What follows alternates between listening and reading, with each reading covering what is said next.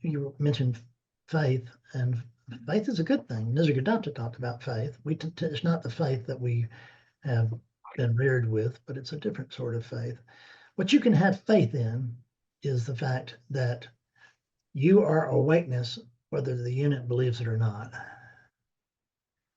whether your mind believes it or not. You cannot not be awakeness.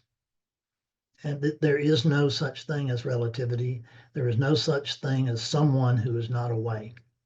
There really is no one on the planet who is not, quote, awake.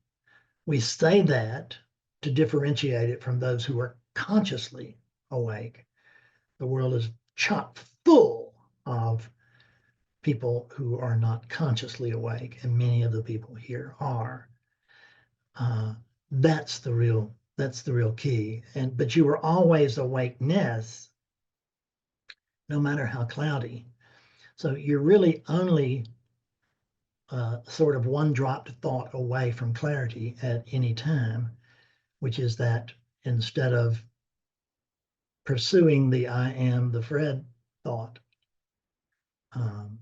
recognizing what I'm not, what we talked about in the beginning of this session. This body is not me. The thoughts here, they're not mine, they're not me.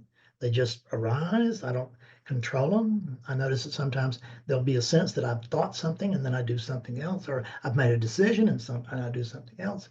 Whatever. There's no one controlling these thoughts. They just arise. There is the sense that there's someone controlling them. And I'm not telling you that, and it's your job to do your very best here. So your job is not to try and ignore the thoughts that come up. That would be resistance. And this is what Louise and I are kind of talking about, is that it can be a very strong sort of unlit resistance, in the sense that it's resistance, but it doesn't smell like it, doesn't look like it, because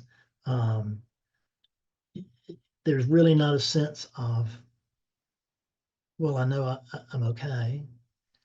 I know that everything's fine. I just can't see it. That's completely different from the idea that this is all screwed up. Your experience will absolutely change. And when you identify as what you really are, you identify as awakeness, then you can see that there's nothing that can be wrong, because ultimately there's nothing happening.